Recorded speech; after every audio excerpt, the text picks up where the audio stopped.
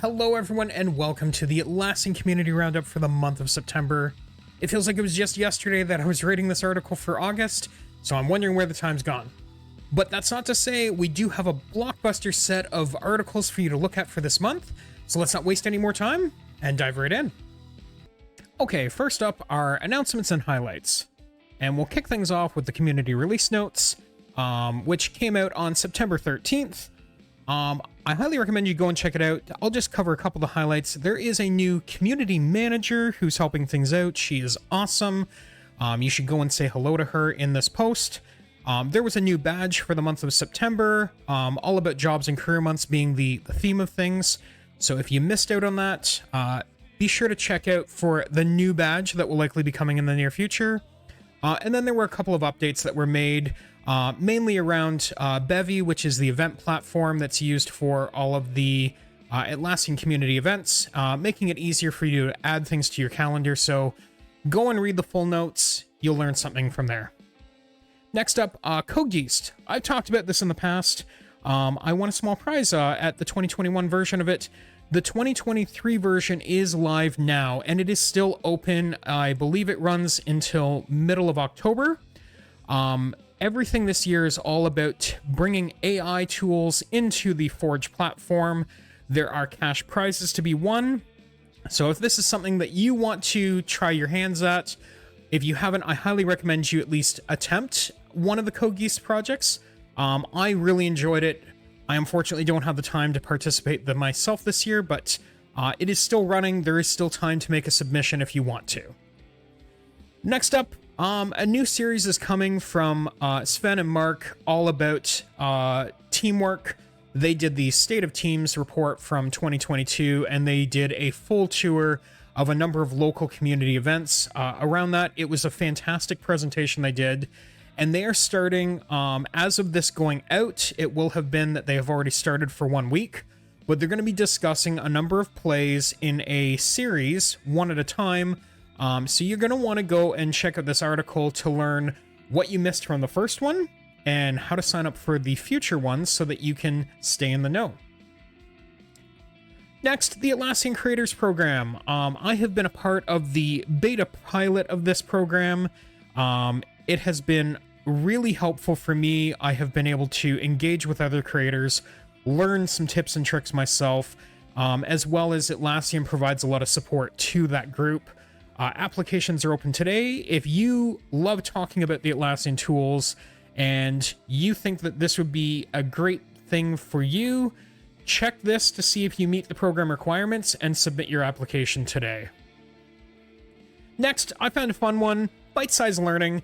It seems as though there's a few of these cropping up. This one in particular is about Confluence shortcuts.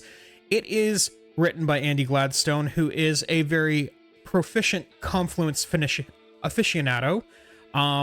So basically, you watch the 2 to 3 minute lesson, you take a short quiz, and then you get a community badge as proof of your completion. What's not to love about these? I feel like there's going to be more of these in the future, and I'm looking forward to seeing everything that you can earn. Again, in the vein of me finding fun things, if you've ever taken any of those personality quizzes in the past that sort of map you to the type of person you are, this is a new beta version that uses colors as it. And Elena's done a great job of just highlighting what they do. I found out that my personal color is green, which maps to the approximate thing I have seen in other ones, so it's great to know that these all align pretty well together. If you haven't done one of these, go check it out. It's fun. It's definitely something to share with your colleagues so that you learn how you all can interact better together. And speaking of getting to know your team, the team playbook has a number of plays that are featured in this article to help you identify what it is that your team is trying to do collaboratively and the plays that you can use to help you guys all work together. Starting from the bare minimum, the team maintenance and health. I highly recommend you go check this out. Go check out the team playbook.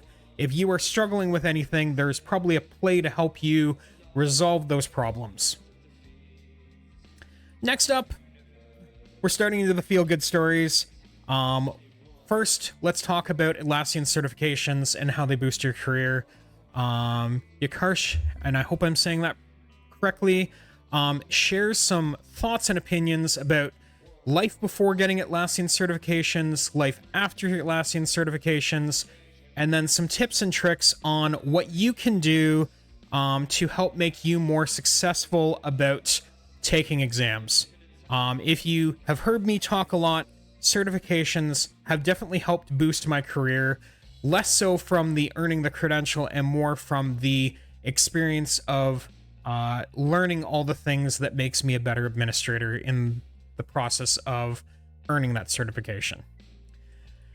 And while we're talking about earning certifications, this is hot off the presses. Atlassian has announced a new certification, a certified associate track, I guess is the best way to put it. So if you can think that you have your certified professionals, your ACPs, those are the exams like the ACP 120 for a cloud administrator. The Atlassian certified associate role is not defined for administrators per se, it's more defined for your power users. So the first certification they have in this is Jira Software Essentials. These follow the same types of setup of just you'll get a lesson, you'll take a quiz, you'll get a certification, but the bar to enter this should be lower than your certified professionals, which are generally more your admins. And last up is your absolute feel-good story for this month, Gaming for Good with Extra Life. I think many of you know that I am an Extra Life participant myself. Atlassian's where I first found out about the program, and their Austin, Texas team raises money for the Dell Children's Hospital, which is their local hospital.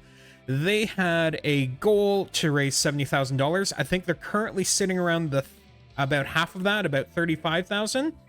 Atlassian has committed that they will donate up to $1,000 per participant, so there is still time to help this team do all of that good work for the Dell Children's Hospital. This article has a link to the team page where you can go to the various individuals and help support them to help support a wonderful hospital.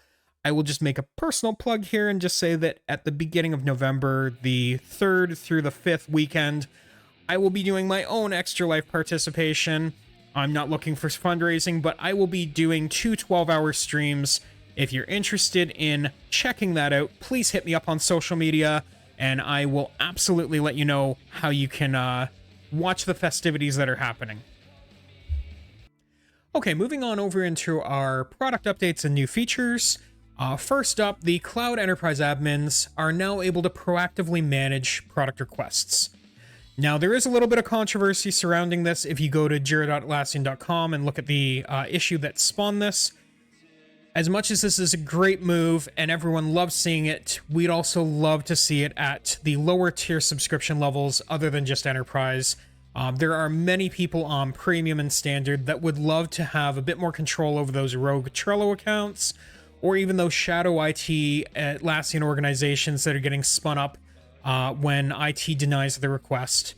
So Atlassian, if you are watching this, please consider including this at the lower tier subscription levels so that more people can benefit from this change.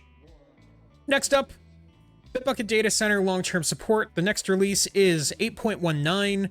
If you aren't familiar with what a long-term support release is, those are the ones that more regularly get all of the updates and critical security patches. So if you are not on 8.19, I would recommend checking it out and moving to that version as soon as you are able to, since it will see more support in a longer term time frame than some of the other intermediate releases. Next up, continuing on the path of data center, Jira Data Center is now getting some new functionality and automation. You are now going to be seeing the create variable and the lookup issues actions coming to automation for Jira Data Center, and those are amazing.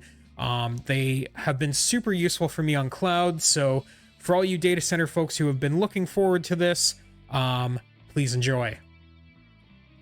Next up, moving over to Jira Cloud, the quick search is now going to allow you to filter by last updated. That's it. It's great. Next up, the cloud version is going to be introducing new per issue limits for the list fields of Jira issues. So if you use a lot of comments, attachments, or issue links, those are things that you're going to want to go and read this article and see what the limits are going to be, if that's going to affect you. This will also impact APIs. So if this is something that you leverage on a regular basis, you might want to see how it's going to impact you and proactively look at what you need to do to potentially solve this going forward. Next up, for Jira Product Discovery, if you haven't got in there yet, I highly recommend giving the free version of it a try, which gives you up to 3 contributors. And speaking of contributors, you are now able to change the group that uses those contributor licenses to a custom group. So instead of having to add people to a specific group for contributors, you can now, there are instructions in this article of how to change that to a custom group you already have. And finally, OpsGenie now has a more simplified wizard-style integration setup experience in the UI for all the monitoring and alerting software that you integrate into OpsGenie. So if you haven't checked out OpsGenie, or this has been a pain point in the past, I highly recommend that this is a good time to go back and check it out and see if it's something that's better for you. And that's all I have for you for the month of September. I hope you enjoyed reading or watching this as much as I enjoy putting it together for you each month. If you want a little bit of behind the scenes, the Confluence team helped me collaborate on a YouTube short showing what goes on to create these. I will include a link to that at the bottom of the article, as well as in the description of this video. As always, this is just a small taste of all the great content that's out on the online community. I encourage you to go and explore on your own once you're done watching or reading this. And I look forward to seeing you here again next month. And with that, thanks for stopping by.